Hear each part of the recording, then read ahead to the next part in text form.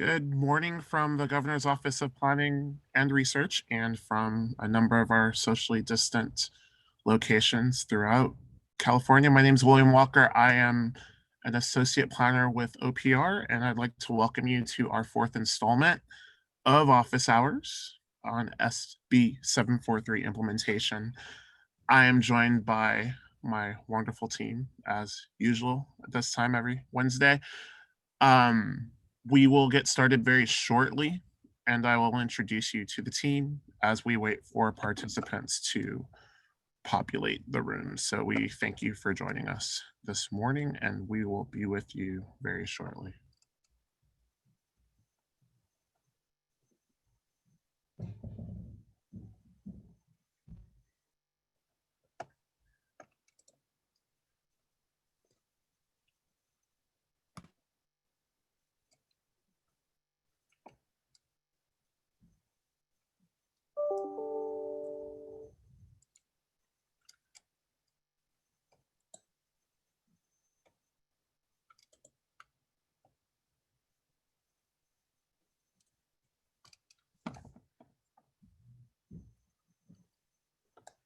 For folks just joining us again, we are just waiting for all of you to get situated, check your audio levels. We'll make sure you can all hear me and hopefully hear everyone here on my team. We'll be using the Q&A function. Chat is disabled for this particular presentation. So we hope that you'll be using Q&A to ask questions. This is a very interactive presentation. We'll be talking about tiering and other issues related to tiering here on this particular webinar. We will be getting started in about a minute or so.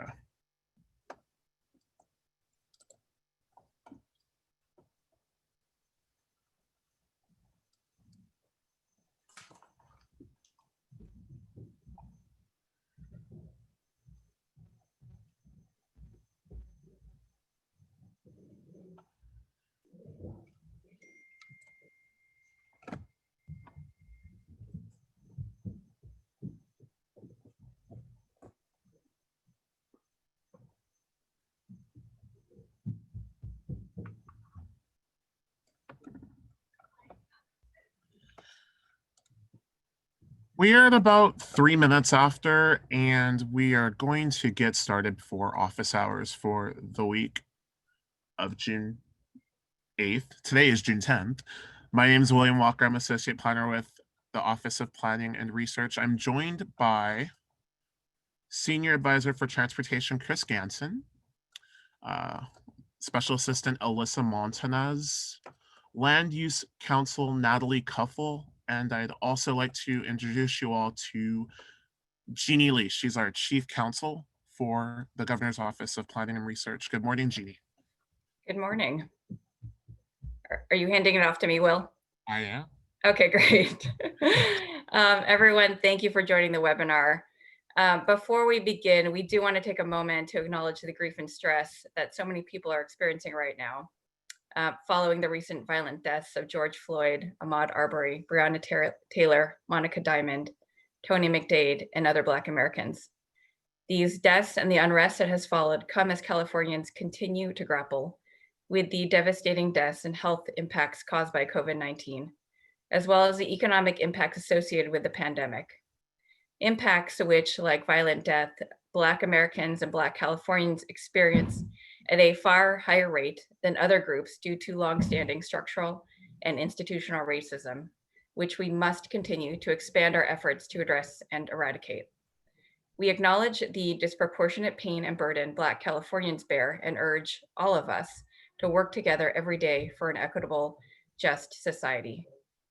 Thank you, and I'm going to turn it back to William for some quick housekeeping notes.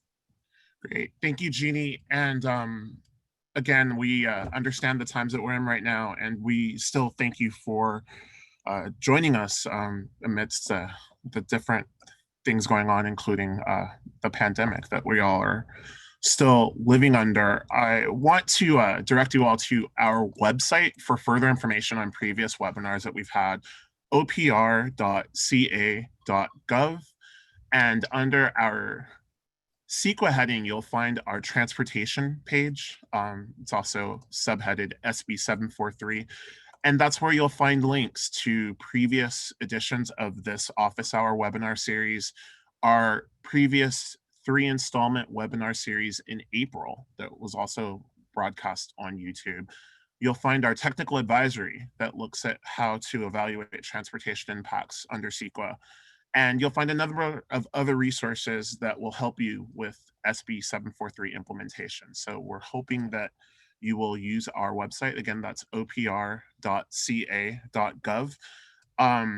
In addition to the 3 presentations we've done of office hours, this current presentation number 4, we do have 2 more office hour presentations. Our topics are to be determined at this time, so I'd like to direct you to our email address, sb743questions@opr.ca.gov. This is where you can send any questions that you might have or any topics that you'd like to be covered in upcoming webinars, and we'll do our best to review all of that information and consider it when determining what our next 2 webinars will be. So again, that's sb743questions@opr.ca.gov. For folks who haven't been on this webinar series before, I'd like to direct you to the bottom of your screen where there is a Q&A function. We've disabled chat, so you will not be able to chat, but we will have question and answer interspersed throughout this presentation. You can use the Q&A function to ask those questions. You can also upvote questions, and we will remind you about those functions throughout the presentation. So with all of that housekeeping taken care of, I'd like to turn it over to Chief Counsel Jeannie Lee. Jeannie. Thank you. Thank you, Will. Also, thank you everyone again for joining us. Also, Will, thank you for mentioning all the various resources on our website. I'd have to say our website has is a wealth of information, and also I think Will sort of highlighted this, that we do have a dedicated email account for SB 743 questions. Not only that, each of us, myself, Chris, Natalie, Will, we are all available to answer questions. And I have to say, a lot of the questions that we've been getting have been very interesting. It's been really fantastic talking to a number of you, and we will continue to do so to be a resource.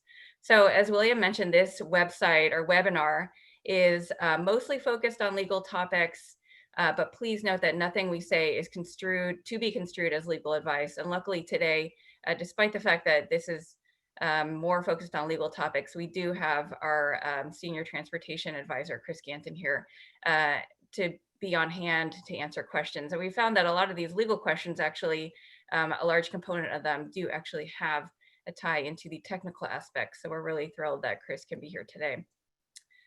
Okay, so I'm just going to get everyone to a basic understanding. And I know at this point you've likely been with us for the past 3 webinars, and perhaps you've been with us for the past 7 years. And so you likely already know what 743 is, but it's always good to just go over some basics.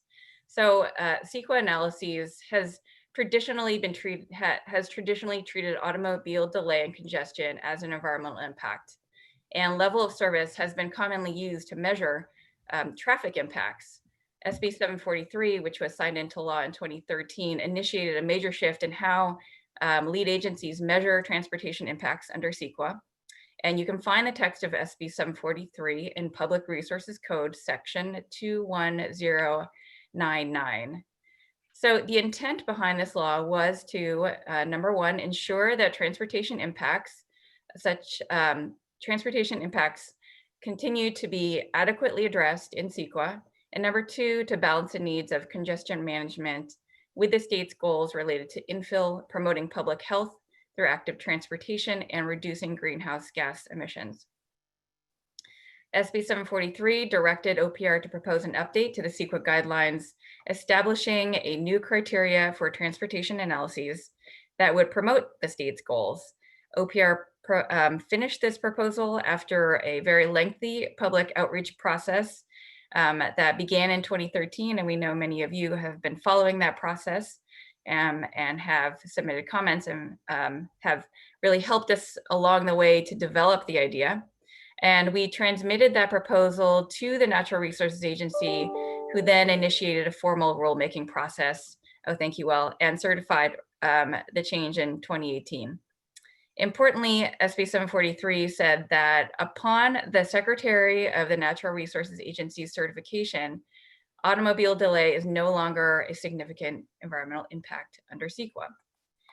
So I see the next slide has been advanced, and this just shows the progression, basically where we've been over the past 7 years. So you can just see how things have gone, and we're now getting close to the statewide implementation deadline of July 1st. Next slide, thank you.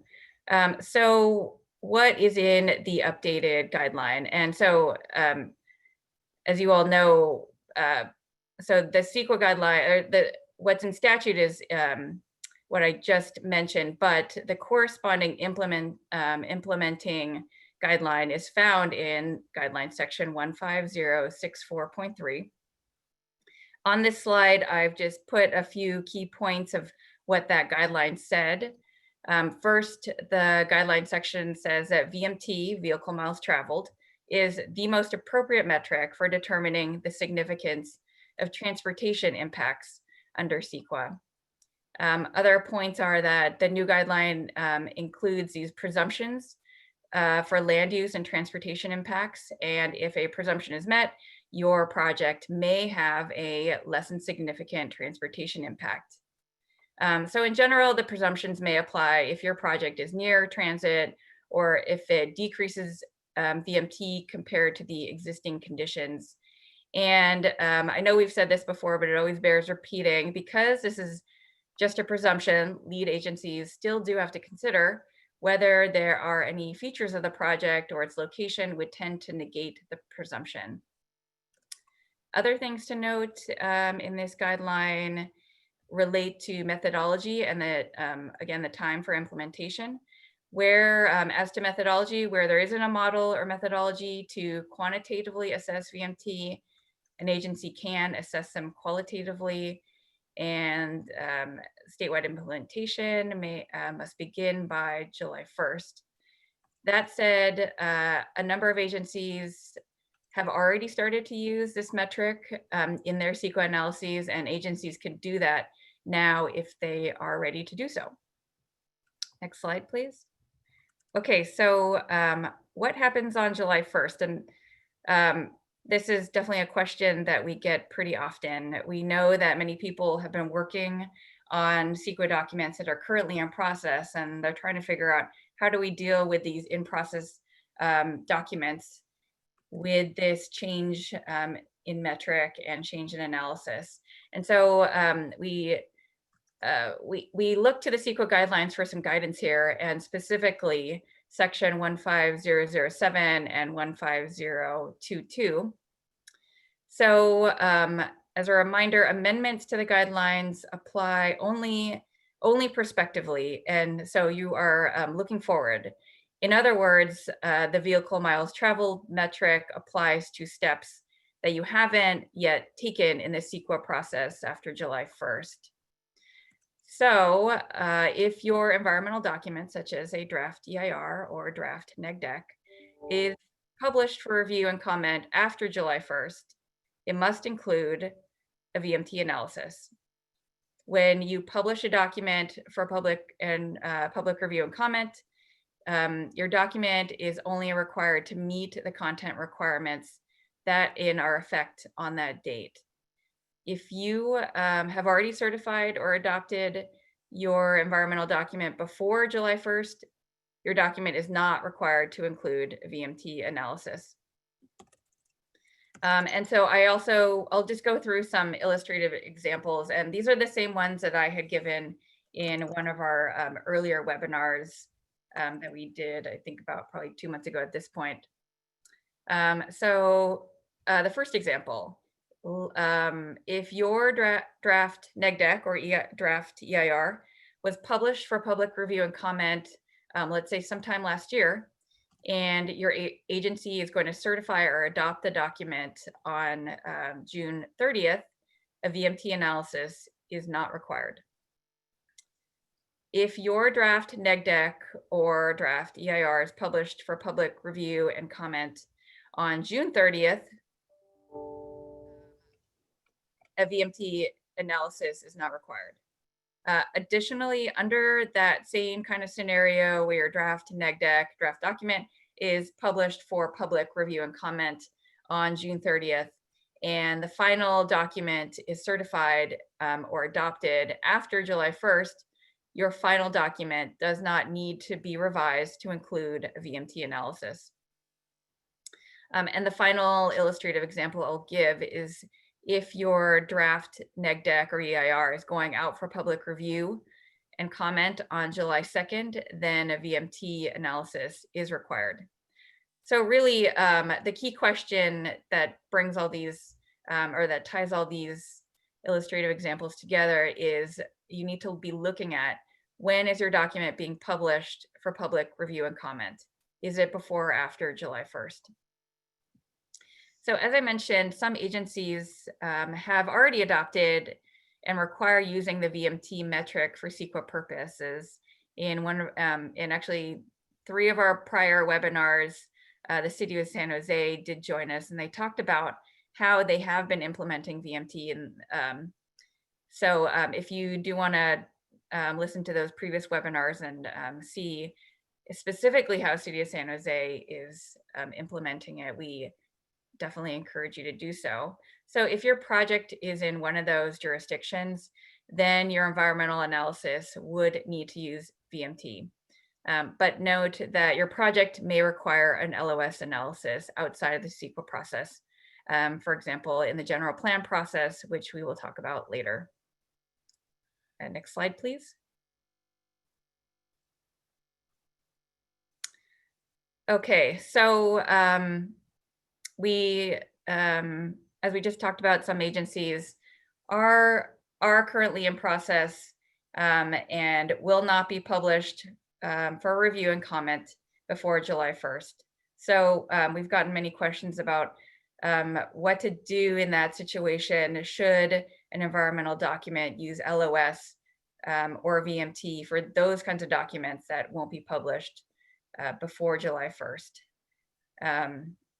So we think it's important for you to know 2 different things. Ultimately, it is up to the lead agency to determine what metric it's going to use.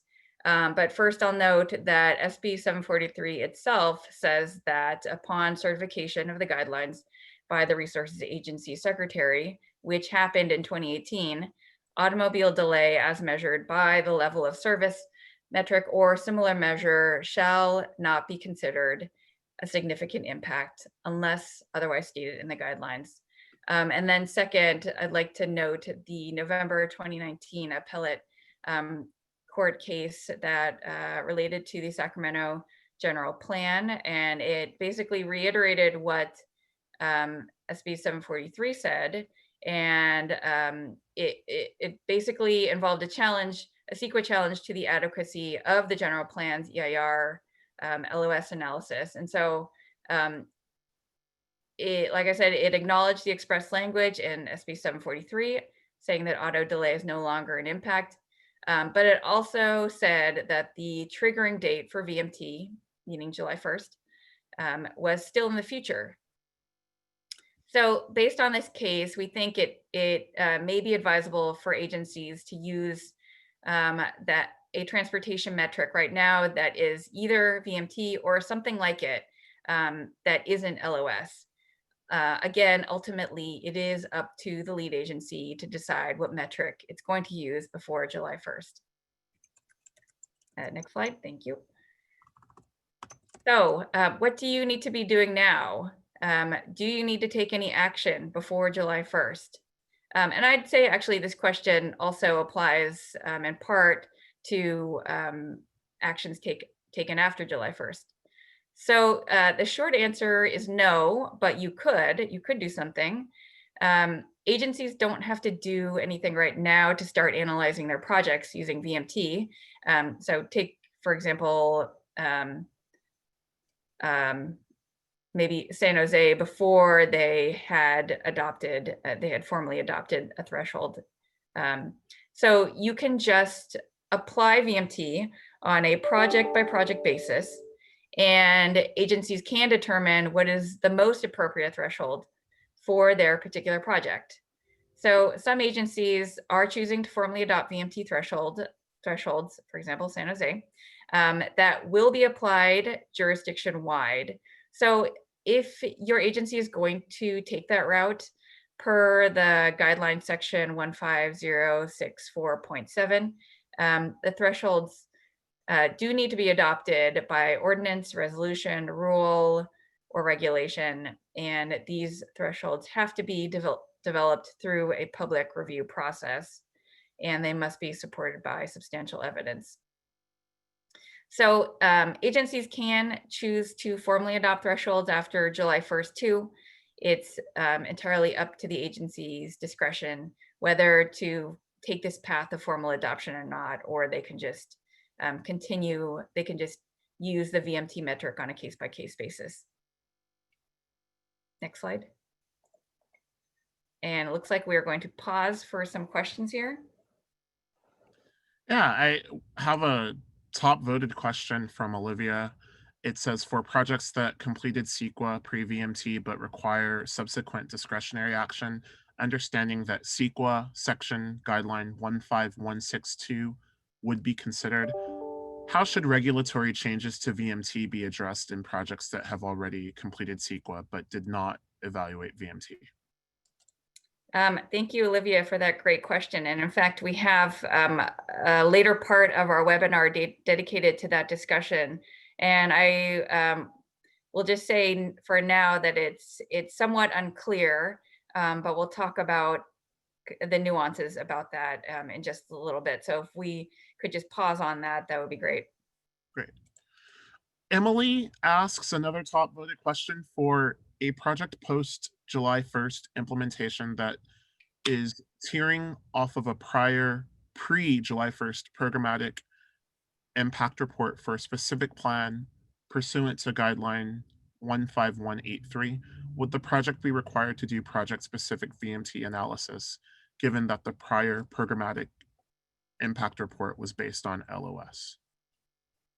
And I would also wrap this up in the prior question. This question, as well as the prior one, they're all sort of floating around this basic question of what do you do in a situation where you are relying on a prior environmental document, whether that be the tiering mechanism, subsequent review, even recirculation. They're kind of all revolving around the same question. So again, I'd like to just reserve that discussion for later. Okay, great. I know that you've hit on this, but just since it's being asked, I'd like to just reiterate. Oh, it's gone. Oh wait, no, it's not. If we have a circulated MND for a project that does not include VMT, can we still adopt the MND after July 1st? And public review for this ends today. Thank you for that question. So I would just say that similar to the scenarios I gave earlier, if your public draft document, whether it be draft EIR, draft NEGDEC, draft MND, if it was circulated for public review and comment before July 1st and it does not include VMT, then after July 1st, when you go to certify or adopt your document, the lead agency does not need to go back and change the MND or other draft document to include VMT. Is the July 1st implementation deadline a statutory or regulatory deadline? And if so, could you cite the specific statutory or regulatory reference that would need to be changed to delay its implementation?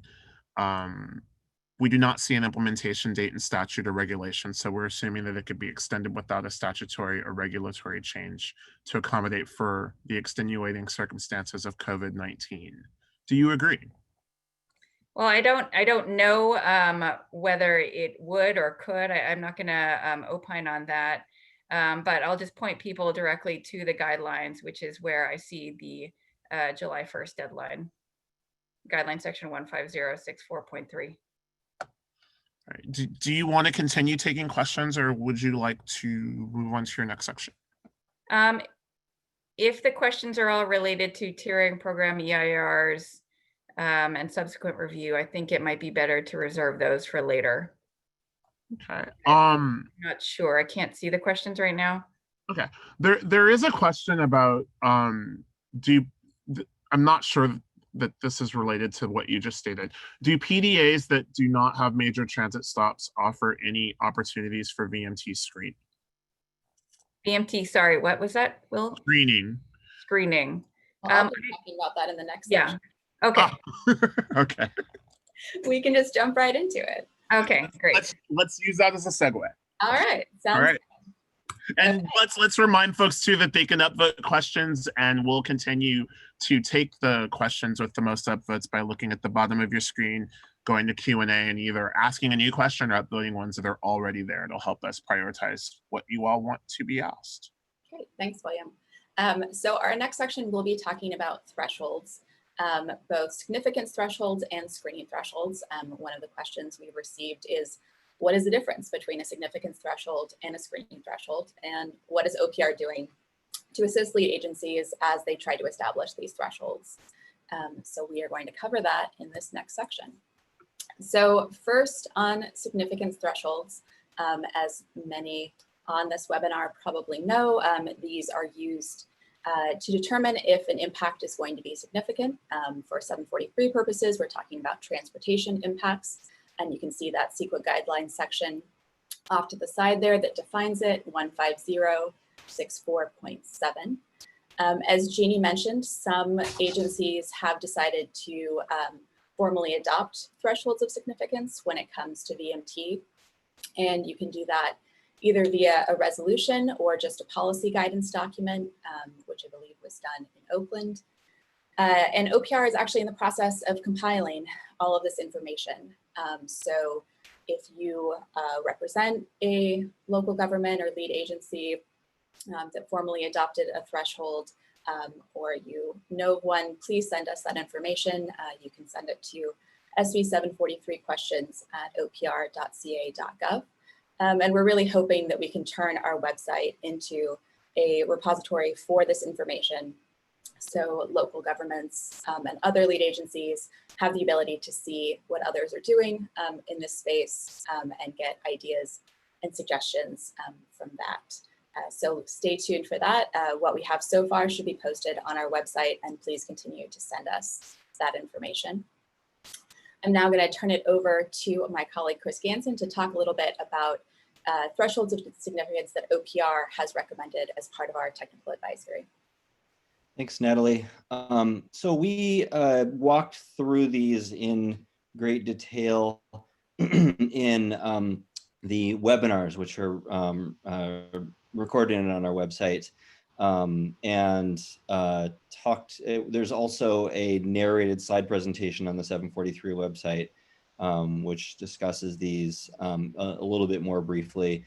They're also contained in the pages of it. The documents shown here and the pages of it are listed in the right column. These are discussed in detail in our technical advisory, but just wanted to run through more briefly the recommended significance thresholds. Now, these significance thresholds are assuming, as we've recommended, using the methods we've recommended to assess VMT, what VMT to look at, and how to look at it, and how to make sure you have an apples to apples comparison between your assessment and your threshold. All that is covered in those sources I just described. Once you use those approaches, then what we recommend is a 15%, using a threshold for residential of 15% below existing VMT per capita. And you can compare that either to either to the regional VMT per capita or to your city VMT per capita. We've got this question enough that I'll mention it as well.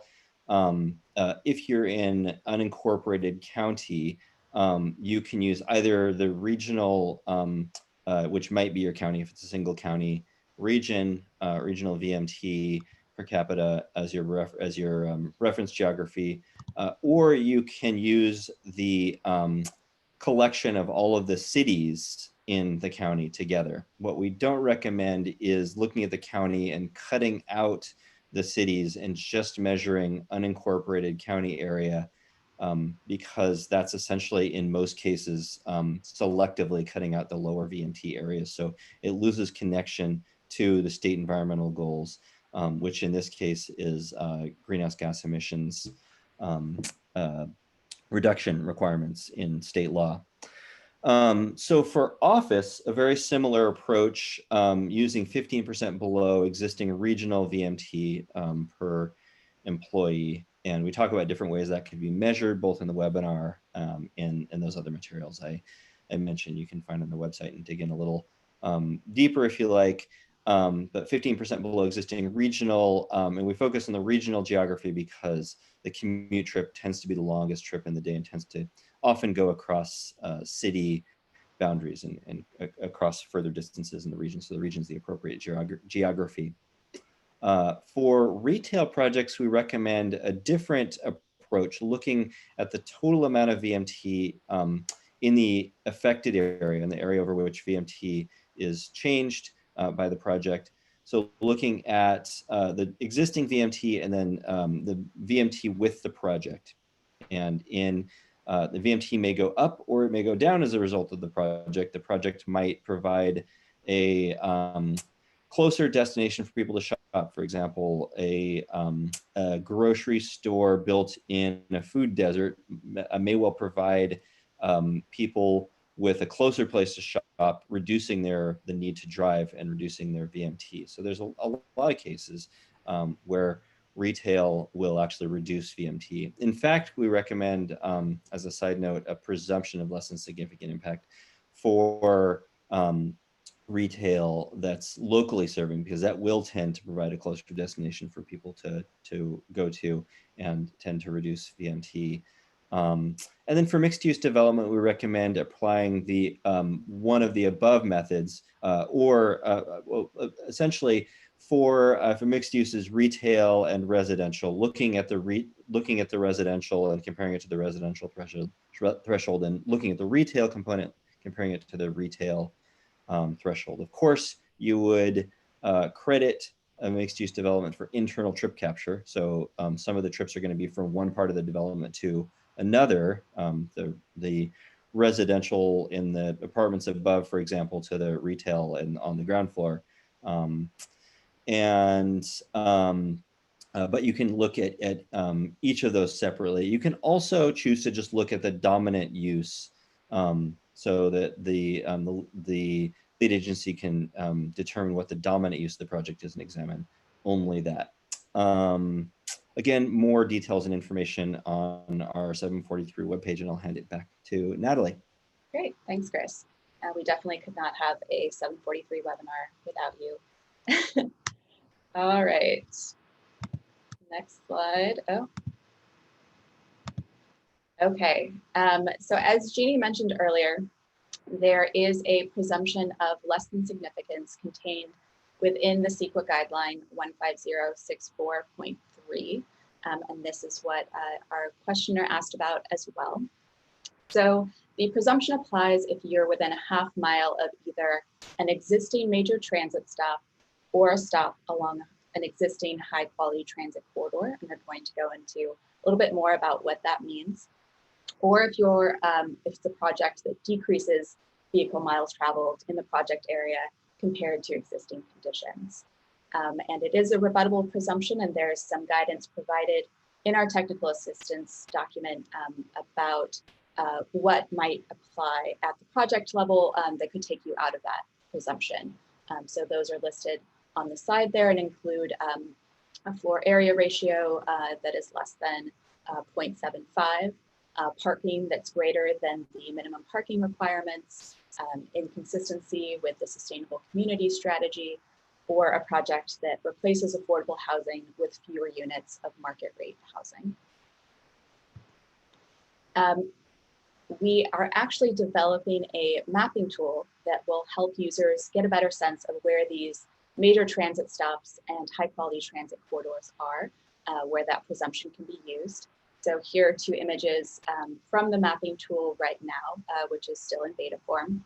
You can see the major transit stops off to the left and the high quality transit corridors on the right. Major transit stop is defined in CEQA as being a rail station, both heavy and light rail, the intersection of two bus lines with 15-minute headways, or a ferry terminal that's served by transit. So you can see that because it includes Amtrak stations as well, there are transit stops throughout the state. And for high quality transit corridors, it is bus lines with 15-minute headway. So you can see those as well in red on the next slide. So a little bit more about SiteCheck, our new mapping tool.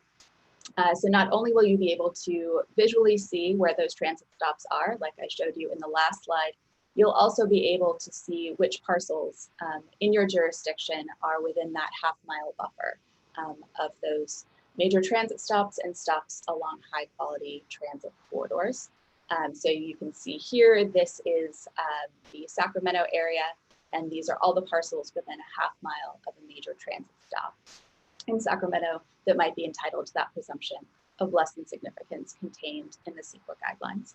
And this tool SiteCheck will be released in July, and it will be at sitecheck.opr.ca.gov. So stay tuned for more information about that as we get closer to our launch date. OPR also recommends additional screening thresholds based on the project type or project size. Many agencies use screening thresholds to quickly identify when a project could have a less than significant impact, similar to the presumption contained in the CEQA guideline. And so if the project is screened out, it doesn't have to do any transportation analysis at all.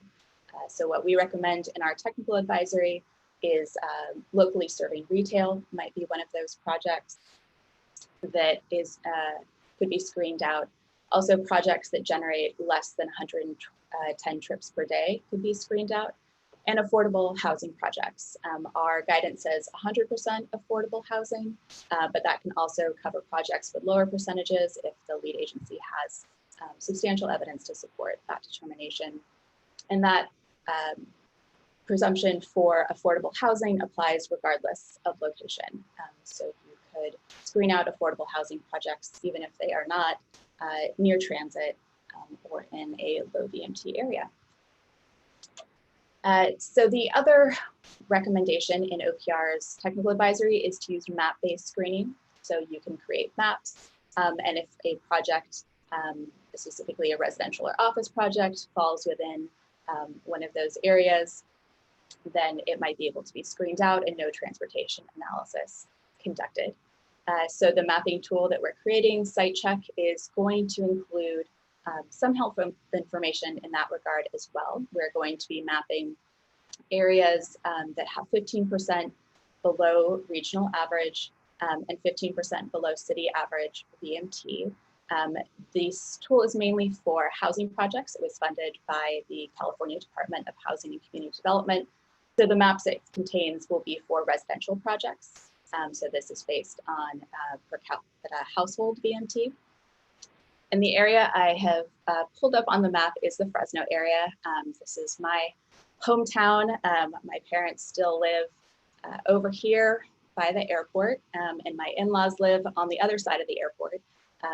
And our kids are the only grandkids on both sides. So I still spend a significant portion of my time in Fresno visiting family. And I think when you look at the VMT maps that show 15% below regional average, it's really interesting that almost all of the development, existing development in Fresno is captured within those areas. And then you also see smaller jurisdictions like Kerman and Sanger that are captured as well. So even our smaller communities outside of the major city center can be entitled to streamlining under SB 743 and could be entitled to just skipping a transportation analysis at all. For these projects that fall in the areas outside where you cannot see the parcels, they would simply have to do a transportation analysis. So they are not entitled to that presumption and screening and would analyze their VMT impacts. Okay, and the final functionality that the site check has is the ability to run a report. So you can actually select one or more parcels and either compare them to one another or join them together to form one project, and then run a report. And that report will tell you if a housing project on that site could be entitled to any exemptions or streamlining under CEQA. So we've combed through all of CEQA and found the provisions that are hiding in various places, both in the statute, in the guidelines, in technical advisories, and appendices, and put it all in one helpful place. And since we know everyone is thinking about SB 743 implementation right now, we made sure to include that in the report. So part of the report, which you can see here at the bottom of the screen, will tell you if you are within a half mile of a major, if that parcel is within a half mile of a major transit stop, a stop along a high quality transit corridor, or in one of these low VMT areas. So we hope that that provides a helpful service for agencies that are looking to implement SB 743. All right, that's my cue to ask some questions. I'll remind our viewers that you can go to the Q&A function down below at the bottom of your screen to upvote questions that you'd like to be asked. You can also ask a new question. And Robert asks, regarding major transit stops and high quality transit corridors, in a past webinar, OPR staff suggested that lead agencies do not need to revise their maps to reflect the reductions in transit frequency happening during COVID-19 emergency. However, these reduced frequencies may continue for several years. For example, what was a 15-minute bus route in January 2020 may now be a 30-minute route in the COVID-19 emergency, but may become a 20-minute route in 2021 and 2022 during recovery. When should a lead agency update its map of transit proximity to be defensible as possible? Chris, did you want to hop in on this one? Sure, I'm happy to chime in. So the transit proximity is the presumption is based on low VMT, which of course COVID is also well, so far is creating. We'll see how that unfolds. I think Jeannie or Natalie may have more to say on this. The projects that we're putting in are it's probably best to think over the project lifetime, which presumably if it's a land use project is going to be between 20, 30 years and 100 years, depending on if it's a retail or residential. So really taking the long view is important. I think it would be a lead agency decision on exactly how long to wait before changing the map, whether how temporary a situation this is. But in general, it would be best to focus on the long view, the bulk of when these projects are going to be on the ground. And then keeping in mind the underlying, the presumption is based on the evidence we have that transit lowers VMT. All right. Do either of you have more to add before I get to the next question, Jeannie or Natalie? Yeah, I was just gonna add one thing about our mapping tool. So our plan is to update our data in the fall and then release updated versions of the tool on January 1st of every year. So that will be our schedule for when we will be doing updates to our maps. Well, related to that, which model or models were used for preparing map-based screening maps for site check? Yeah, great question. So the map that you saw of the low VMT areas in Fresno, that was done with travel demand models. but we are actually going to be acquiring big data from Streetlight in the next week or so, and we'll be incorporating that into the tool for SB 743 layers. We will continue to use regional travel demand models, and where that's not available, state travel demand models for the below regional average layer, which is tied to SB 226, which actually says in the definition of low vehicle travel area that it has to be calculated using a travel demand model. So we will be using a travel demand model for that layer, but for the other layers, we will be using big data provided by Streetlight. What happens when a jurisdiction has local data that differs from the data on site check? That's fine. So site check is not a regulatory tool. It's meant to be just a helpful first step for developers and local governments to get a better sense of where these provisions might apply. So if there is better local data on the ground, that absolutely should be used for the CEQA analysis. This is just kind of step one. So if a developer is thinking about purchasing a property, they have a better sense of where those presumptions and streamlining might apply, or if a local government is doing their housing sites inventory for RENA and quickly wants to get a sense of where CEQA compliance might be easier, this tool provides that. And something we're looking into for future phases is the ability for local governments to be able to upload that local data into the tool so we can have that better data available. So that's not available this launch in July, but we do hope that we have that functionality in the future. Aaron asks, for definition of high quality transit, is the bus headway requirement for each individual bus line or for all lines serving the stop in combination? I'm going to defer to Chris, but my understanding is that it's a bus coming every 15 minutes to that stop, and not necessarily a bus line with 15-minute headways. But Chris? Yeah, I think you're right, Natalie. I would have to look back at the definitions to be sure. Ultimately from those definitions, there's some gray area because a bus may come, there might be two intersecting lines and a bus comes to the same intersection, but it's kitty corner or something like that. And the lead agency makes the call in those situations. Absolutely. And there's also limitation that those 15-minute headways are just for peak commute hours, and that's also undefined by statute, so up to the local jurisdiction. When we were looking at data, if there were ever 15-minute headways, we included them in our mapping tool, just based on the idea that that is probably the peak commute time within that specific community, and that there isn't a standard definition statewide. Great. We're going to transition from transportation questions and transit related to, well, they're all transportation questions, but from public transit to retail. You suggest being able to screen out locally serving retail. How is that term defined? Is a restaurant with a drive-through locally serving?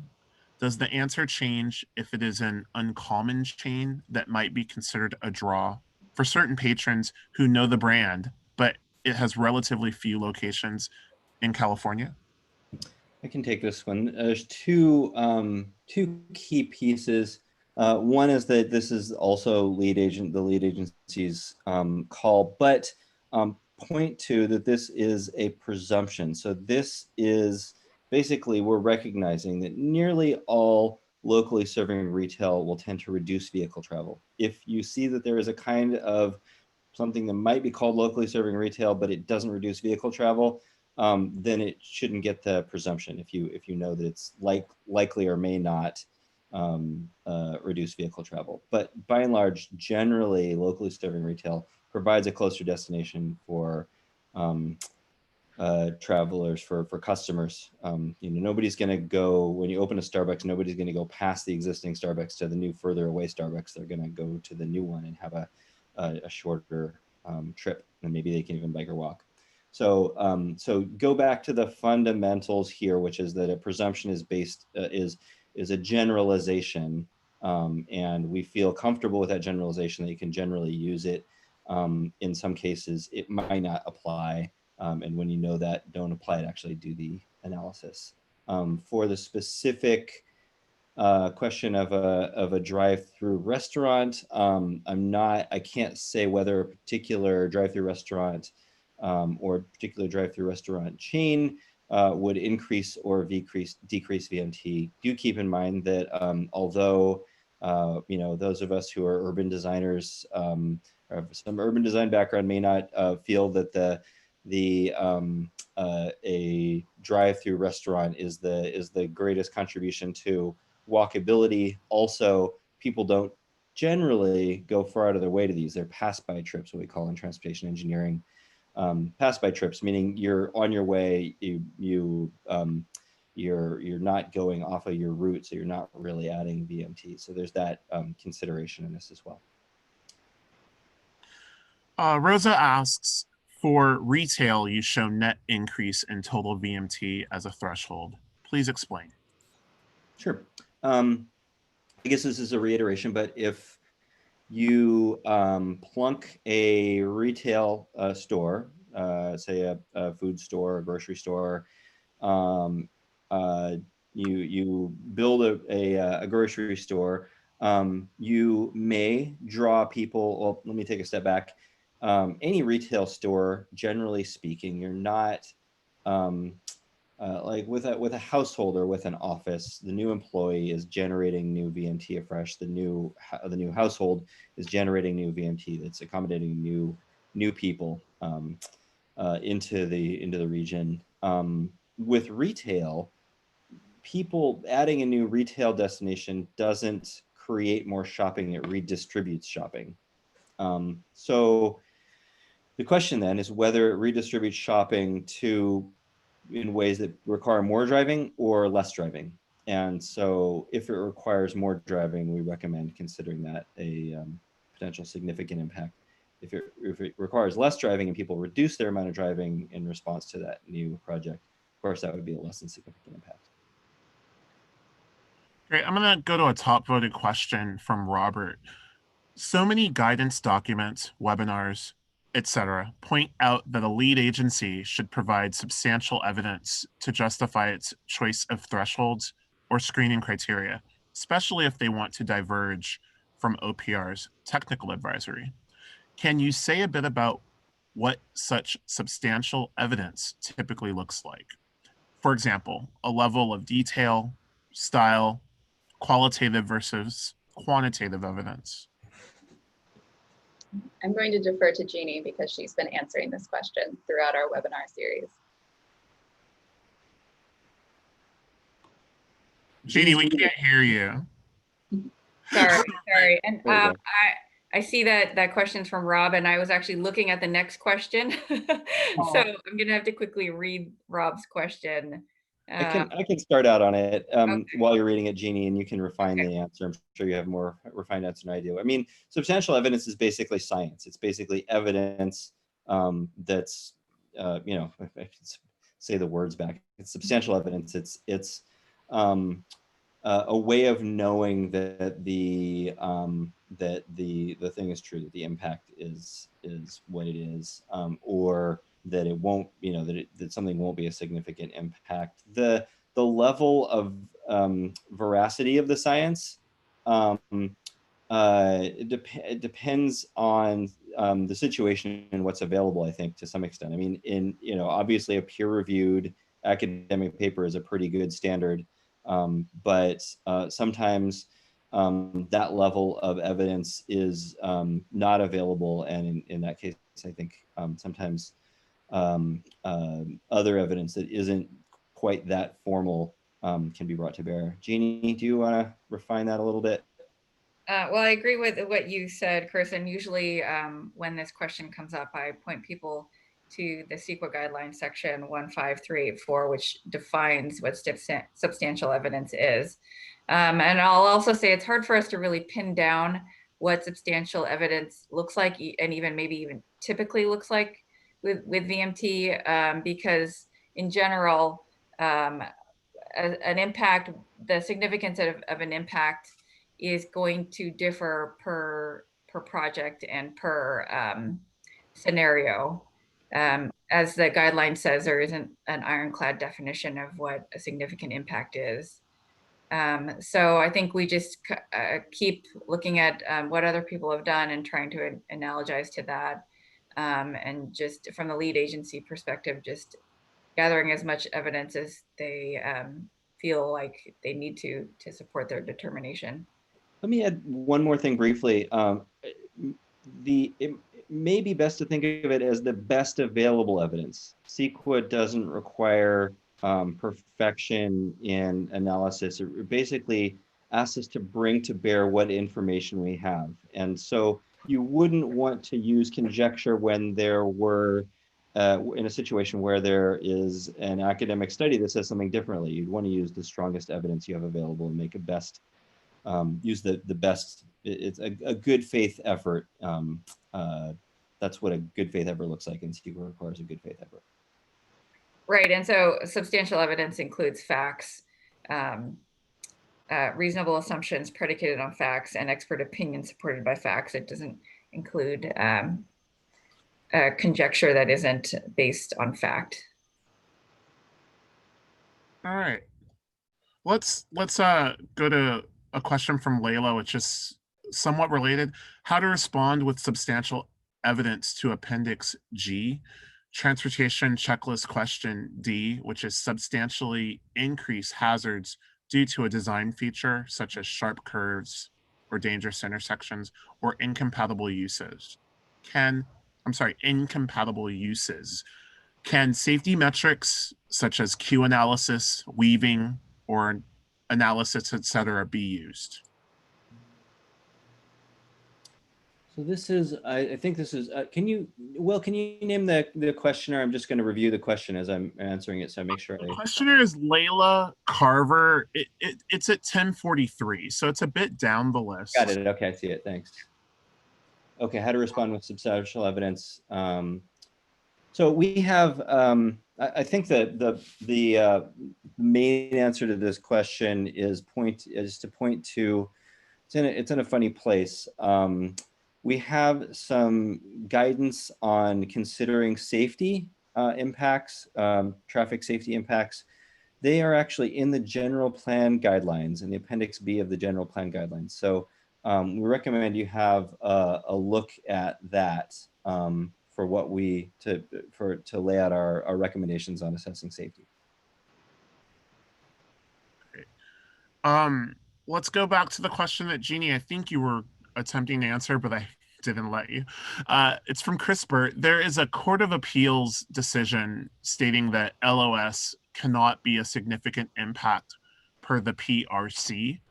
That decision seems to create some uncertainty. For one, LOS cannot be a significant impact. And two, VMT is not required under the implementation schedule. It seems like it opens the door for a comment or argument that a document relying solely on LOS, because it can be based upon implementation schedule for VMT, is an inadequate threshold because it cannot be a significant impact. Thank you, Chris, for the question. Oh, sorry, Will, were you going to say something? I'm not sure if it's a statement or a question. Yeah, I mean, I think it could be an argument that can be made. I feel like we have actually heard that argument, but OPR we're not prescribing a certain pathway at all. It is entirely up to the lead agency to decide how it wants to analyze its transportation impacts before July 1st.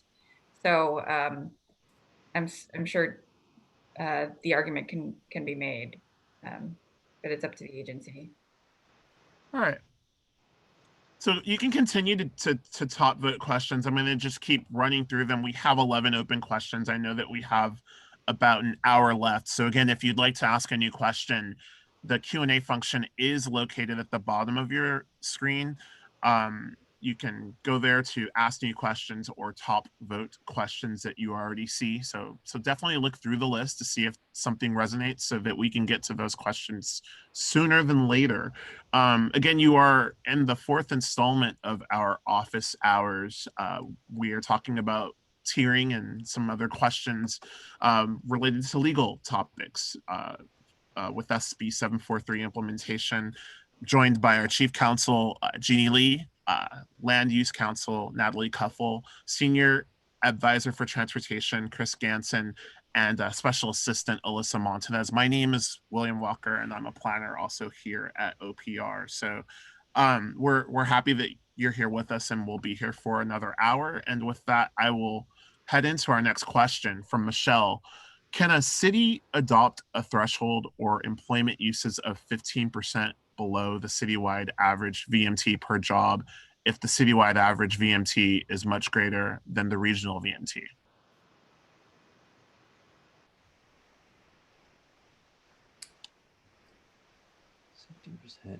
I'm sorry, I'm reviewing this question again.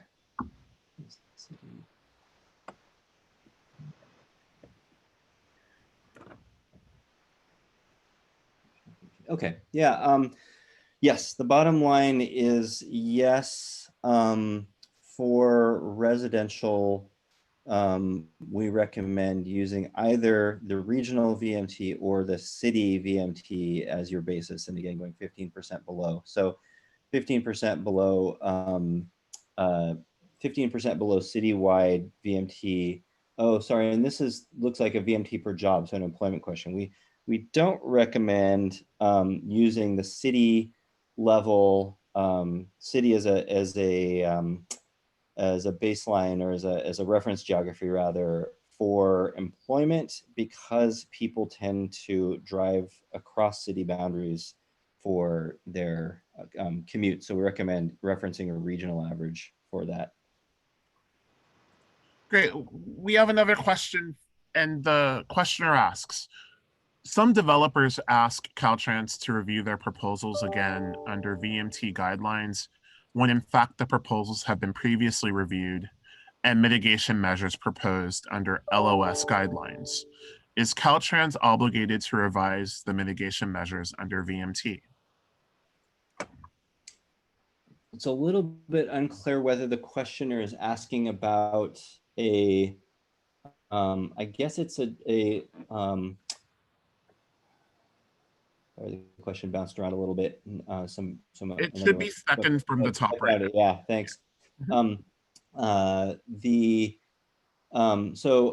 I guess this is a question about a land use project that Caltrans is reviewing, presumably under their LDIGR program. So then they've reviewed it previously over they've reviewed it previously while we were using LOS. Is Caltrans obligated to revise the mitigation measure under VMT? I mean, that would be a question for Caltrans. I mean, I know that, or it's my understanding that Caltrans is by law reviews projects with impacts on the state highway system, but I don't know the details of that law and what might trigger a need for Caltrans review under that law. So I'm afraid I don't have a good answer to that question. It would be a question for Caltrans. Great. Our next question, how does the application treat a parcel that is partially within a transit priority area? Yeah, so those parcels are captured, and we have a methods page on the tool where you can get more information about how each data layer was created and how the application works. But if you just look at the parcels that I pulled up for transit, you can see that some are, right next to it, but they're very large parcels, so they extend out quite a bit. And we wanted to make sure those parcels were captured as well, because it's possible that the project itself on that parcel could be closer to the transit station. So the tool doesn't require that the entire parcel be within that half-mile radius in order to be displayed on the tool. All right, Sparky asks, related to the topic of locally serving retail, do you have information about the VMT impact of the internet economy, which has caused the loss of locally serving retail? Is the state of California trying to address this? I can take that one. So so I'm privy to some studies that have been done looking at the increase in delivery Amazon being, of course, the big example, delivery retail. Generally speaking, a shift to delivery retail reduces VMT pretty substantially, because it's in comparison to individual people driving out to stores and generally driving, of course, sometimes biking and walking, but most often driving in most parts of the state, and getting those and bringing them home themselves. And that's the delivery vehicles, because they're hitting a bunch of households in their route, are much more efficient VMT per delivery, per good brought home. So generally speaking, you're going to get much better. It's important to raise here, I guess, in the 743 context, that freight vehicles, we're not looking at freight vehicle VMT. So there's that as well. And it's important to think about the further we go in terms of just-in-time delivery. So I press a button on click my mouse, and I want the product to arrive in a half hour. That's going to have somebody make a special trip out from the warehouse to me to get it there in time. And it's conceivable that with a lot of just-in-time delivery, or that just-in-time delivery could raise VMT. So just that's the landscape there.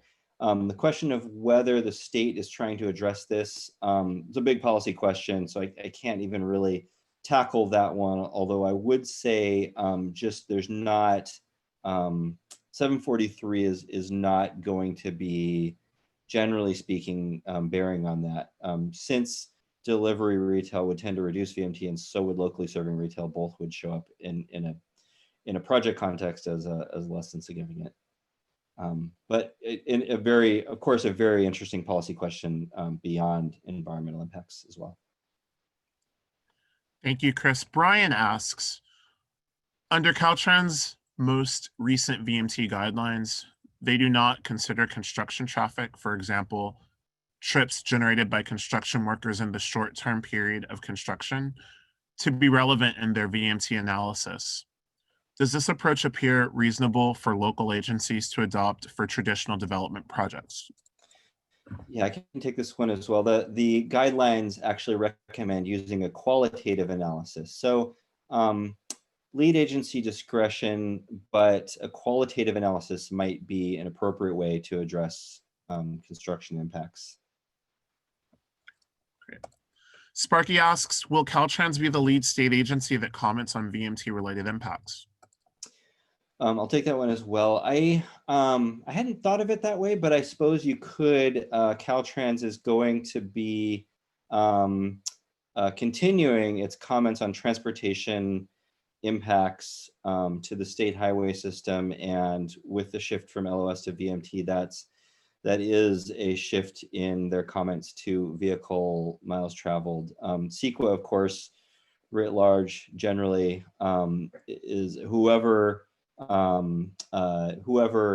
anyone can comment. Now, of state agencies, yes, Caltrans is the most staffed up to comment. That isn't to say that another state agency, for example, the California Resources Board, would necessarily not also provide comments.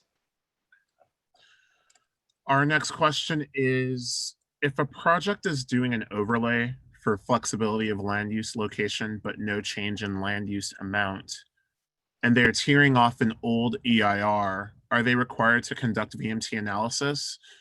The old EIR was LOS based. And this relates to the next segment. I'm not sure if we... Let's head into it. Okay. Great. Are you ready? Ready. All right. I actually knew that, and I should have said that was my segue for you. There, not a great segue, but Jeannie, please lead us off with your discussion on tiering, what a lot of people have signed up to hear about today. Great. Okay, thank you. So the next two things that we're going to talk about are tiering and subsequent review. And so we've seen a lot of emails and questions about this topic, not only just in the past webinars, but definitely today too. So I first want to clarify that tiering is a different concept from supplemental review and addendums under Public Resources 21166. And we're going to talk about section 21166 after tiering, but what they do have all in common is that they are different methods to streamline the environmental analysis. Next slide, please. So first, I'm going to go over what tiering is at a very high level. You can find guidance about tiering in Public Resources Code section 21094 and guideline section 15152. So like I said, it's one of the several ways to simplify the environmental review. It can be a useful way to to avoid repeating information and save yourselves time. So as the guidelines says, the tiering concept refers to covering general matters in a broad EIR for a program, policy, plan, ordinance at the first tier. And so then at the second tier, the document can be one that is done for a specific project that is of a smaller scope or is a site-specific project. So the later environmental document will build upon the information in the first tier document. So tiering allows agencies to do a detailed environmental evaluation, which may be difficult to determine early on, and do the more specific evaluation at a later stage of environmental review when the impacts are more precisely known. But we do want to note that you cannot defer evaluation of any reasonably foreseeable significant environmental impacts to a later stage to avoid looking at those impacts in the first tier EIR. The tiering process can be used when you have a multi-phase project, and I think we've seen a lot of questions about that, where there are different stages of a project and how to deal with that situation. So you can use tiering for that. In that kind of case, one can anticipate that there are going to be future environmental review for later stages of approval. So the agency can exclude the issues at a later tier that have already been addressed. And at the second tier, you can focus on the approvals that have not been addressed yet. In order to use tiering, the guidelines are pretty specific on the scope of the later project. So the guidelines say that the later project must be consistent with the subject of the first tier document that has been certified. For example, it must be consistent with the program, policy, plan, or ordinance. The later tier document or later project must be consistent with applicable local land use plans and zoning. And finally, the later project is not subject to Public Resources Code section 21166. So some important things to remember if you are going to use the tiering process. If your tiered project is going to have significant impacts, agencies can use the findings that were adopted for the first tier document to fulfill the findings requirement in CEQA. Tiering, if you are going to use a tiering process, your document does have to abide by certain procedural requirements. Your document must expressly state that you are using the tiering process, and you have to refer back to the first tier document. You can do that by incorporation by reference. And finally, your tier document must inform the public where they can access that first tier document. So the question of what needs to be included in a later environmental impact report or later tier document where the first tier has not used LOS and it hasn't used VMT, that question has come up quite a bit, as I mentioned. So the guidelines say that when you are analyzing a later tier document, that document should be limited to analyzing impacts that, number one, were not analyzed as significant impacts in the prior EIR, or the impacts can be mitigated or avoided through project revisions, conditions, or other ways. And so those 2 points are in guidelines section 15152. So it is unclear as of right now whether VMT would be considered an impact that was not analyzed as a significant impact in that first tier EIR, going back to the first point that I just made. And it seems like there can be arguments on both sides, whether you can tier where the LOS was used, not VMT, in the first tier document. So like I said, it's currently unclear. One can argue that the impact is an entirely new impact because we were analyzing congestion using LOS, and now we are analyzing transportation using VMT. And according to PRC section 21099, congestion is no longer considered an environmental impact. On the other side, there are arguments there are likely arguments that are rooted in case law about GHG impacts. And I believe I saw some questions about whether you can analogize to GHG analysis.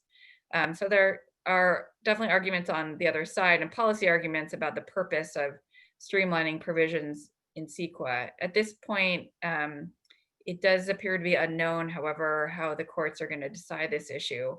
Ultimately, the agencies will need to support their determination with substantial evidence. And I'm curious to know if my colleague Chris Ganton or Natalie Kuffel have any other thoughts, or maybe you've either of you have had conversations with other people regarding this topic.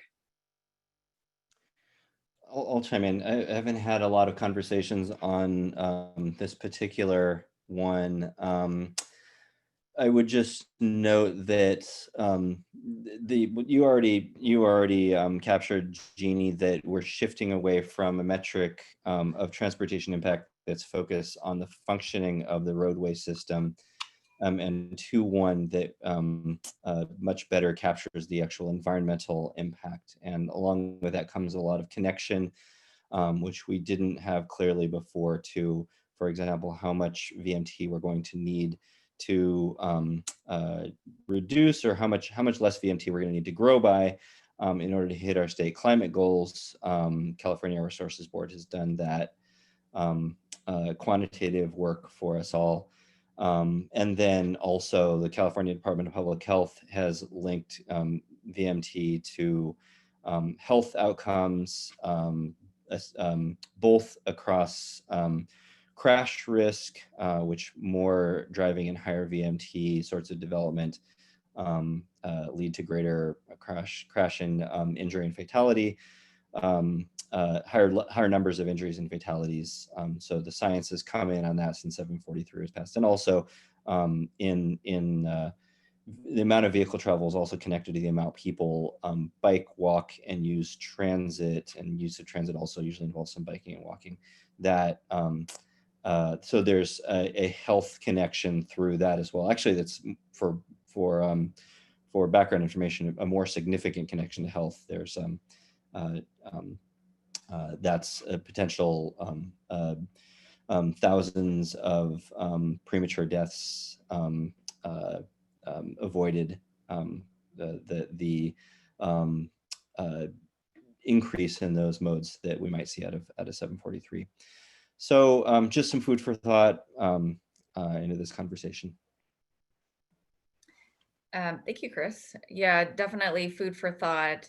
We will be, of course, closely watching this issue as it might possibly come up through the courts. And of course, we are open to any discussions with any of you about your thoughts. So if you do have any comments or other questions, please be sure to type them into the Q&A box. Next slide, please. Okay, so I also mentioned subsequent review, which is a different kind of mechanism. It's the same streamlining sort of thing as tiering. So Public Resources Section 21166 applies in the context of when you have an existing project for which an EIR has already been certified, but there might be changes of some degree to the existing project. So here on this slide, we've laid out just the basics of the Public Resources Code Section 21166. And so it says here, when an environmental impact report has been prepared for a project, no subsequent or supplemental environmental impact report shall be required by the lead agency or by any responsible agency unless one or more of the following events occur. And so going back to this question of, do I need to do a VMT analysis in the context of subsequent or supplemental review? And again, it continues to be unclear. It is quite possible that where some of the case law and discussions will be mostly focused on subdivision C, this new information question. And at present, we don't really know, but can somebody advance to the next slide? Thank you. So this again shows just the focus might possibly be on that last subdivision C. So earlier I had mentioned that the one possible place where the arguments may lie is in the greenhouse gases context. And in some ways, yes, VMT is similar to greenhouse gas emissions analysis. Chris also pointed out some differences too. So it's still not really clear right now. There is previous case law. We have provided this a reference to a case called Creed versus City of San Diego. It was decided in 2011. And so that was an addendum case. It was an addendum to a final EIR for a mixed use development plan.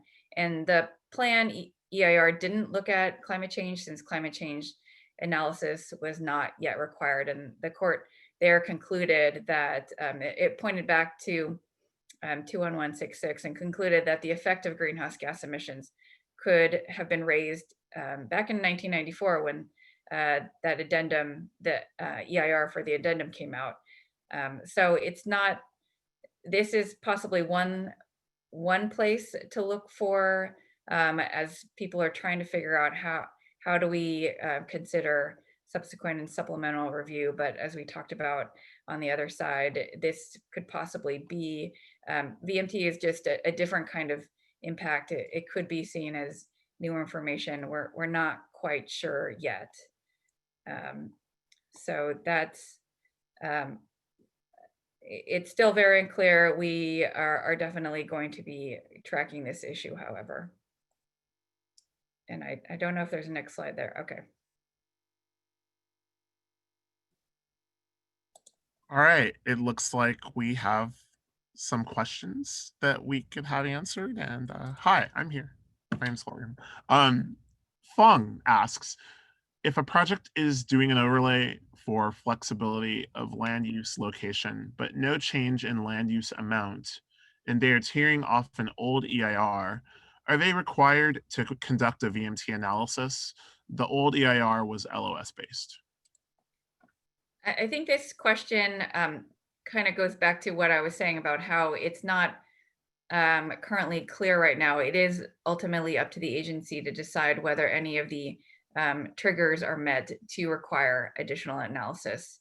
So I'll just leave it at that. I do want to also mention, I don't have a specific slide about recirculation under guideline section 15088.5, but I do want to mention it, and it's kind of, it has some of the same language as section 21166 and the corresponding guideline sections, where an agency is not required to recirculate an EIR when new significant new information is added to the EIR. So that's another area where possibly we'll see some case law on what does it mean when, what does significant new information mean in light of VMT? All right, our next question. After July 2020, if you were preparing a document that tiers from an environmental impact report with LOS without any VMT analysis, would you recommend preparing a VMT analysis? This is ultimately up to the lead agency to determine that. I hesitate saying what a hard yes or no, since it's up to the agency. I mean, I think it really it could depend on the project and the situation.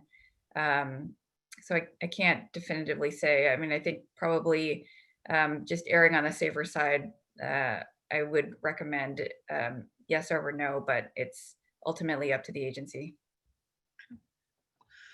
If a general plan adopted in 2018 included an LOS analysis and a qualitative analysis of VMT, and the 15183 checklist is prepared for a development project and finds the project consistent and within the scope of the general plan EIR, is a quantitative VMT analysis required for the development project? I am taking some time to think about this one. And I'm not quite sure. Do you mind if a little bit of thinking, Jeannie, as you Okay. noodle on this one? This question has come up about regional plans and transportation projects as well, and I think there would be a real opportunity for tiering and streamlining if the general plan has shown that impacts are less than significant. In other words, that per our recommendations, the general plan showed that the new development, including the development in question, was aligned with state climate goals. In other words, aligned with the thresholds we've recommended. Then, but there is, to my understanding, and Jeannie, correct me if I'm wrong, where if there is a significant impact, there is a need to look at the project level, the opportunities for project level mitigation, assuming there generally would be more opportunities for project level mitigation than were studied at the general plan level. Jeannie, tell me if I'm, correct me if I'm wrong, or feel free to add, of course. This question, I would like to come back to it, or maybe have a follow-up discussion about it. I'm just not have not been confronted with this question before, and it sounds like an interesting one. Great. We can definitely keep it in the queue, and we have about a half hour left. So assuming we're not able to clarify on it, we do have 2 more office hour presentations for you all on June 17th and June 24th. So we hope to see you at future presentations if we're not able to answer this question by the end of today. Additionally, we're asking that you go into the Q&A function at the bottom of your screen, if you don't mind, and upvote some of the questions that you think might be most interesting to be presented right now. We'll do our best to get to the remaining 14 questions that we have. And you're also welcome to continue asking questions. Whatever questions we're not able to get to, we hope to be updating our SB 743 website in coming weeks so that we can put some of your frequently asked questions on our website. So be looking for that information as it comes. Our next question. If an environmental document is sent out for public review and VMT requirement, does the public review include pre-notice of preparation review or administrative review?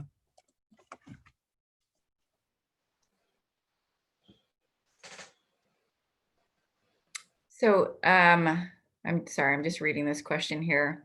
And we can ask for the question or to clarify their question if it's not clear, because ED sent out for public review. Oops, the question just moved. It's the second question now. Okay, got it. That's why I'm here. ED sent out for public review and VMT requirement. Does the public review include NOP review? Pre-NOP review. I think this question is relating back to the earlier slides from the first hour. But please, Mark, clarify if you could, when talking about when I gave the scenarios of public review and comment and July 1st. And when we talk about public review and comment, we're not talking about the NOP, but we're talking about the draft document. But I'm not sure if that answers the question. Mark, you're welcome to, it's Mark Leong. You're welcome to resubmit the question. And you're also welcome to email sb743questions@opr.ca.gov. Either way, we will try to resolve that open question there. Brian asks, can a local agency tier off of an RTP EIR for their VMT analysis, assuming they were a responsible agency and the MPO was the lead agency? Assume for this question that the local agency's general plan is consistent with the SCS adopted by the MPO. Well, first I'll point Brian to the guideline section on VMT, and it does say specifically, I'm just gonna look at it. So in 15064.3B2, it says to the extent that such impacts, and this is in the transportation project section, to the extent that such impacts have already been adequately addressed at a programmatic level, such as in a regional transportation plan EIR, the lead agency may tier from that analysis as provided in section 15152. And as I already said, 15152 relates to the tiering provisions. So the agency will just have to go through that analysis and see if it meets the requirements, the specific requirements for tiering. And I can chime in that a bit as well. The immediate concern is that, generally speaking, so we look forward to as 743 is deployed and plans are analyzed under it and work to create less than significant impacts, that we'll see some tiering above and beyond even the widespread streamlining that is available, that we've described in our other office hours and webinars. That's likely to capture half or more of future housing across the state, not needing to do analyses. From tiering from an RTP does carry the issue, again, this is similar to my last chime in, that I don't believe any of the RTP SCSs across the state have achieved sufficient GHG VMT reductions or limits in VMT growth to be aligned with state climate goals, which are more stringent than the 375 targets. So you would still need to look for additional mitigation at the project level, assuming there were options, which there generally are. Great. We are being asked about where our questions are coming from by one of our questioners. The questions are in the Q&A section of the Zoom function at the bottom of your screen, the Zoom window rather.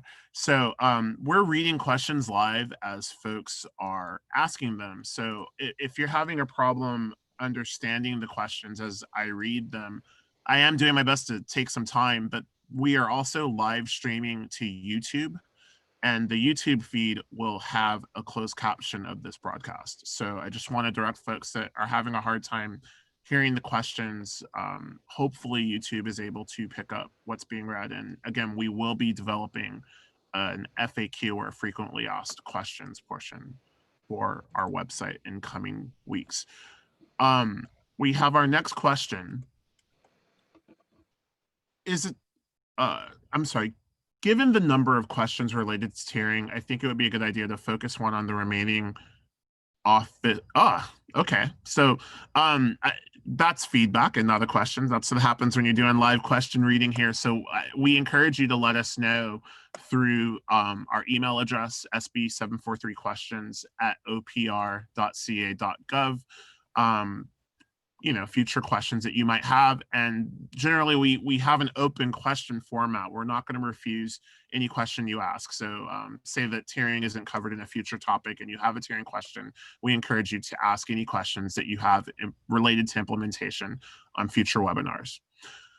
Brian asks, for consistency purposes, it appears that the best approach would be to adopt the VMT significance threshold that your appropriate MPO has adopted. What is the downside of that approach?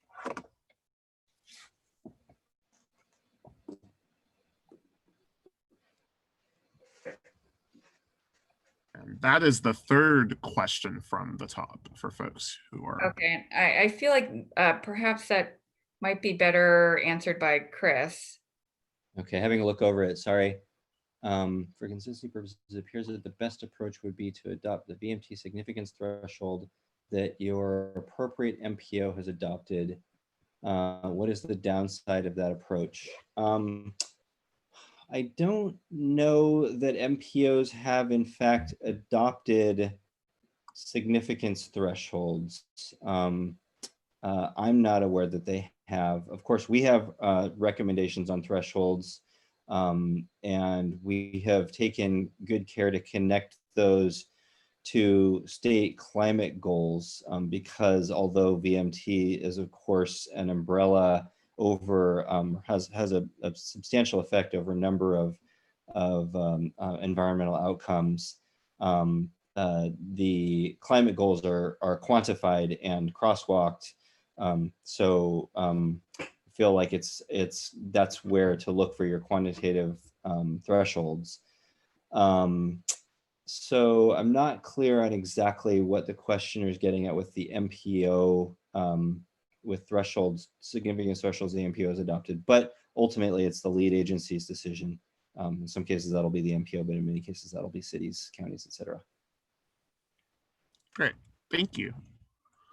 Regarding a Caltrans capacity increasing project with final approved MND in June 2020 that did not use VMT, if later in the design phase, Caltrans uses reevaluation process to add an auxiliary lane more than 1,000 feet in length to a project, will VMT analysis be needed?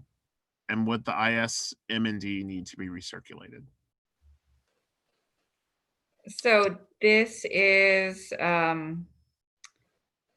kind of gets back to one of the earlier slides.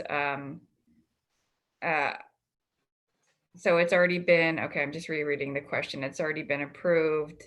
If there are changes in the project, it is possible. I mean, then you're kind of, you're in that realm of 21166 as opposed to recirculation under 15088.5. So it just goes back to this question of how is the agency and possibly the courts going to interpret the question of how to treat VMT. All right, So- should we move on to the next section? Sure. And the last section is just 3 miscellaneous topics. And I don't know if the questioner was also asking about how we got the questions that have populated our slides, but those were submitted in previous webinars or through the SB 743 questions email address. So if we see that a lot of people have the same questions, we've tried to cover them in the slides as part of the presentation and then left open these other Q&A opportunities. So one question that we get a lot is about general plans that still contain LOS standards and what that means in the CEQA context. So just because a general plan has LOS in it does not mean that needs to be analyzed under CEQA, even though one of the questions that Appendix G asks about is consistency with planning documents. Those planning documents might have LOS. Really, CEQA is focused on planning inconsistencies that lead to environmental impacts. And as we've mentioned a few times throughout this webinar, LOS is no longer considered an environmental impact under CEQA after the certification of the guidelines by the Resources Agency. So even if you still have an LOS standard in your general plan, that does not mean you need to analyze any inconsistency with that as part of your CEQA process. However, outside of the CEQA process, it is still possible to think about those LOS standards in your general plan, and you could apply anything to address those LOS issues as a condition of approval on a project, but not as CEQA mitigation. The next topic is cumulative impacts, which we've gotten a few questions about. How do you analyze cumulative impacts in the VMT context? And for this one, I'm going to hand it over again to my colleague, Chris Ganson, who has thought a lot about this topic. Thanks, Natalie. So I'll be brief here. And this is covered on previous webinars and in our materials. So we talked about residential and office, which use what I call efficiency metrics. It just means I have a denominator, VMT per capita or VMT per employee. And for projects like retail or transportation projects, where you're looking at just the total amount of the total change in VMT. So there the metric is VMT. Again, with the office and residential, the metric is VMT per capita or VMT per employee. So in the case where it's an efficiency metric, the cumulative impacts are just the same as the project impacts, because it doesn't make any sense, for example, to say that one project A has generates 20 VMT per capita and project B generates 20 VMT per capita. The answer isn't that there's 40 VMT per capita. That's not how the math works. You still have 20 VMT per capita. So essentially, if you've done the project level analysis with an efficiency metric, with a denominator per capita per employee, if you've done that analysis at the project level, you have also already done the cumulative analysis. The cumulative analysis and the project analysis are one and the same for efficiency metrics. For metrics where you're looking at the total amount of VMT, then if you have a VMT increasing project, you may need to look at other VMT increasing projects for your cumulative analysis. So I'll stop there and pass it back to you, Natalie. Thanks. All right, thanks, Chris. And I'm glad my son made a guest appearance during your presentation and not mine. All right, our last miscellaneous question is about SB 743 and existing CEQA exemptions. Does SB 743 have any impact on these exemptions? And there are two exemptions within CEQA that reference transportation or traffic impacts. The first is recently passed legislation, AB 1804, which is contained in statute at 21159.25. And this is a statutory exemption for infill multifamily housing projects in unincorporated areas. And one of the requirements for those projects is that they must have a less than significant transportation impact. So once the switch is made to VMT, those transportation impacts should be analyzed using a VMT metric. The other is class 32, which is in the guidelines at 15332. This is the categorical exemption for infill projects within city limits, a very popular CADEX, and it requires a less than significant traffic impact. But since auto delay is no longer an environmental impact under CEQA, and we've moved to transportation impacts, that should be interpreted as a transportation impact and also analyzed using VMT instead of LOS. And that, I believe, is our last slide. All right, thank you, Natalie. My head was cut off there. No interruptions here at the OPR office. No one's walked by. It's. I can send you a couple kids if you want. Yeah. Well, I'm always happy to have company here. Please submit your remaining questions on our Q&A function. I'm reading our slide, but I'm realizing I should be directing you to our Q&A function where you can upvote existing questions, and you can also ask some new questions. We have about 13 questions and 13 minutes left, or 16 minutes left in our presentation here. So let's get started with Michelle's question. I'd like to get input from OPR on a simplified VMT analysis approach being considered by some small cities. One city is very small geographically, only about 2.5 square miles, and doesn't have any high quality transit in or near the city. We believe that there's little or no reason to differentiate the VMT by location, as the accessibility of each location is essentially equivalent. Thus, we are proposing that the VMT analysis not be location-based and instead assume that the existing VMT for each parcel would be equal to the citywide average VMT per capita and per job. The analysis of Project VMT would then calculate adjustments to the existing baseline VMT to account for the characteristics of the specific project, for example, affordable housing, mixed use, TDM measures, unbundled parking, etc. Another city is considering a similar approach, but with screening criteria for locations within the transit priority area or the high quality transit areas. This person's asking for input. I'll take this one. It's a beefy question. Michelle, I also saw your email at the end of yesterday, and sorry I haven't had a chance to respond to it. I mean, a full response, and let's see if we can connect on this after the webinar. We need to get the rest of the time, so let me give a quick response, which is if there is evidence that the VMT is similar across the city, then it would make sense to me to call it similar. If there were evidence that were different, it might not make sense to do so. I realize that that's just a piece of the question you were answering and that you shared by email. This is just a piece of what you shared by email. I will do my best to get back to you later today. And if we need to, we can follow up. And thanks for the question. All right, our next question. If general plan has LOS standard while LOS is not a CEQA impact, is the conflict with a plan then a significant impact? So a conflict with the LOS standards contained within a general plan would not be an environmental impact under CEQA, because as we stated, LOS is no longer an environmental impact, and CEQA is concerned with planning inconsistencies that lead to environmental impacts. All right, our next question is an emissions analysis as good as a VMT analysis?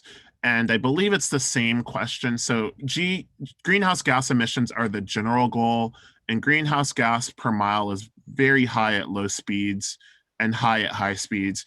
Reducing emissions are only weakly related to VMT. And so this— I can take both those. Thanks, Will.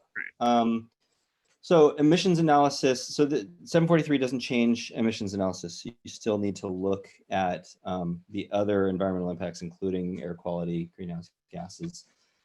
Even though VMT, we recommend tying quantitatively to greenhouse gases. And that's still important even when you're looking at greenhouse gases, because we need to address the VMT component specifically of greenhouse gases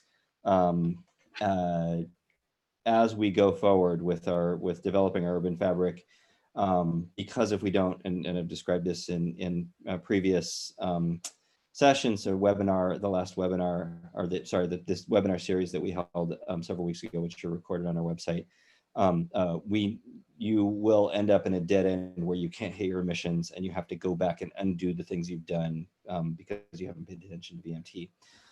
So we needed to hit our long-term climate goals. So let's see, I'm looking for the other part of the question.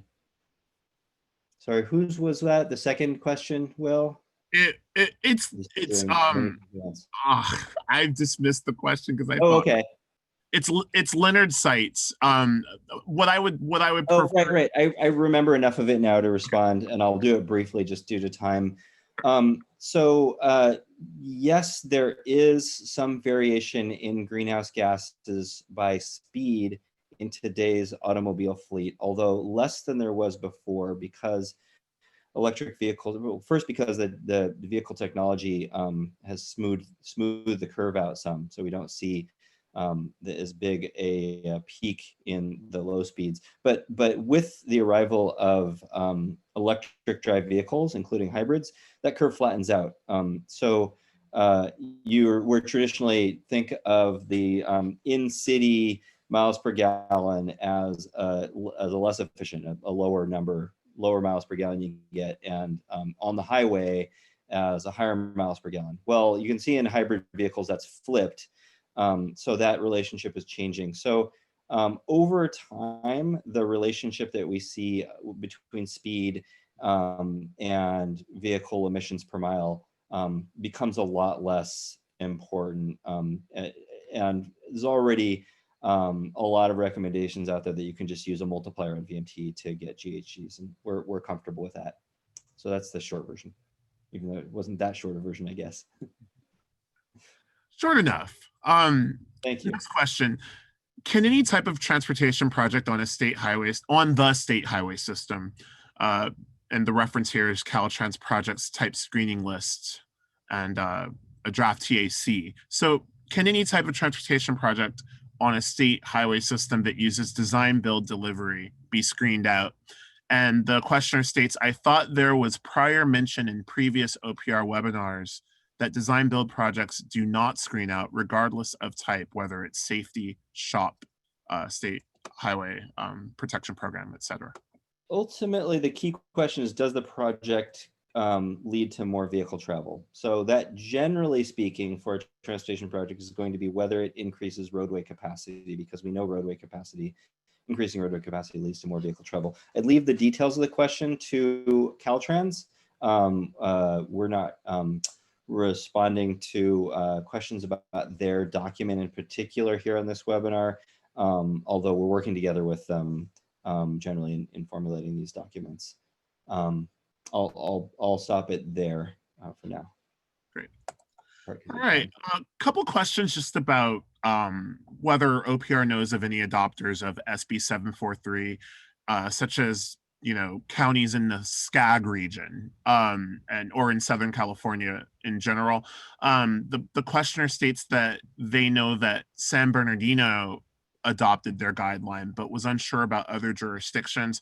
There's also a question about whether Kings County, number of different counties, whether or not who's adopting SB 743. We haven't tracked this in detail. I know as of a few months ago, there were 5 or 6 cities representing about a fifth to a sixth of the state's population that had made the formal shift to VMT, although others were using VMT in some of their documents. So it's neither completely clear cut, nor unfortunately have we been able to fully track which cities have made the shift. There's about 500 plus jurisdictions in the state. That said, we would love, if anyone on the webinar is aware of cities that have made the shift, we'd love you to share that information with us at our question email, which we'll show again at the end here. Thanks for the question. We can state it now too. It's SB 743 questions at opr.ca.gov. And we will end the presentation with that email address. In terms of tiering, a local agency should just do a focused EIR that just specifically focuses on VMT. That way you are covered, because VMT is a new piece of information that could not have been known when the original CEQA document was prepared. This is a statement. I just try to read what's here in the Q&A box. We're not filtering questions clearly. Does anyone have anything to say about that statement?